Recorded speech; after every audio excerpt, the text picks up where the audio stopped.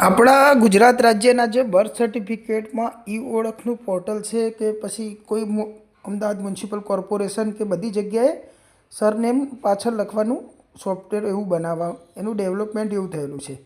અને અત્યારે ઘણા લોકોને ગુજરાતમાં પહેલાં માર્કશીટ ઉપર આધાર કાર્ડ બનેલા હશે એ બધા લોકોને સરનેમ આગળ લખેલી છે. એના કારણે ઘણા લોકોને એવો ઇસ્યુ આવે છે કે આધાર કાર્ડ મુજબ સરનેમ મેચ નથી થતી. ક્યાંક બર્થ સર્ટિફિકેટના ફોર્મેટમાં માતા પિતાનું નામ માં સરનેમ પાછળ લખે છે લાસ્ટ નેમમાં.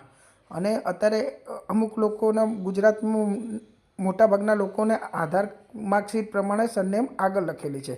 એટલે રાજ્યમાં કોઈ એવું એક ફોર્મેટ નથી કે જેના ઉપર બધા જ ડોક્યુમેન્ટ એક સરખા મેચ થાય. કારણ કે ગુજરાત રાજ્યના જ બધા જ ફોર્મેટ અલગ અલગ છે. ચૂંટણી કાર્ડનું ફોર્મેટ અલગ બોલે છે, બધા જ ફોર્મેટ અલગ અલગ પ્રમાણે છે. એટલે રાજ્યમાં ઘણા લોકોને આ સમસ્યાઓનો ઉદ્ભવ થયો છે. એના માટે ગુજરાત રાજ્યમાં રાજ્ય સરકારને અમુક લોકોની આ પરિપત્ર બહાર પાડવો પડે કે ગુજરાતમાં અલગ અલગ ફોર્મેટને ચલાવી લેવું જરૂરી છે.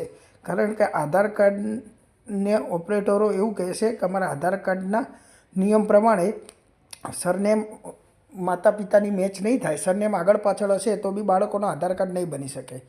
જેના માટે ગુજરાત સરકારના જ એક જ સેન્ટર ઉપર આપણે સિવિક સેન્ટર ઉપર ગઈએ અમદાવાદ મ્યુનિસિપલ કોર્પોરેશનના, તો ત્યાં અલગ અલગ જવાબ મળતા હોય છે કે તમારા બાળકનું સરનેમ આગળ કરાવતા હો બર્થ સર્ટિફિકેટમાં. અને બર્થ સર્ટિફિકેટના વિભાગમાં જઈએ તો કે અમારું ફોર્મેટ પ્રમાણે જ થશે, બરાબર, આધાર કાર્ડવાળાના પ્રમાણે નહીં થાય.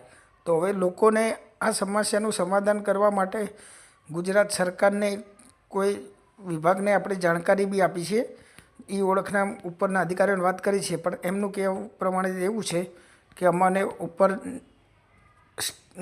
નેશનલ ગવર્મેન્ટ ઉપરથી ઓર્ડર આવેલો છે કે અમે સરનેમને પાછળ જ રાખવાની. તો આ લોકોની સમસ્યાનું શું કરી શકશે? એના માટે કંઈક આનો આધાર કાર્ડ વિભાગને કે બર્થ સર્ટિફિકેટ વિભાગને કંઈક આનું ઉત્તરદાયિત્વ લઈને કંઈક લોકોની સમસ્યાનું હલ થાય એ પ્રમાણે કંઈક કાર્યવાહી કરે તો લોકોને આ સમસ્યામાંથી મુક્તિ મળે. કારણ કે ગુજરાતમાં બધી જ જગ્યાએ અલગ અલગ ફોર્મેટ વપરાય છે. જેમ આપણે ડ્રાઇવિંગ લાઇસન્સ બનાવવા જઈએ ત્યાં એપ્લિકેન્ટનું નેમ આવે છે, પછી ફાધરના નામનું એક અક્ષર આવે છે જે આગળ હોય છે, અને લાસ્ટમાં સરનેમ આવે છે.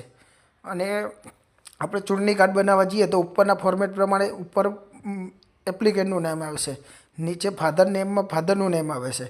એટલે બધા જ ફોર્મેટ અલગ છે. એના માટે પબ્લિકને આ મુશ્કેલી પડી રહી છે.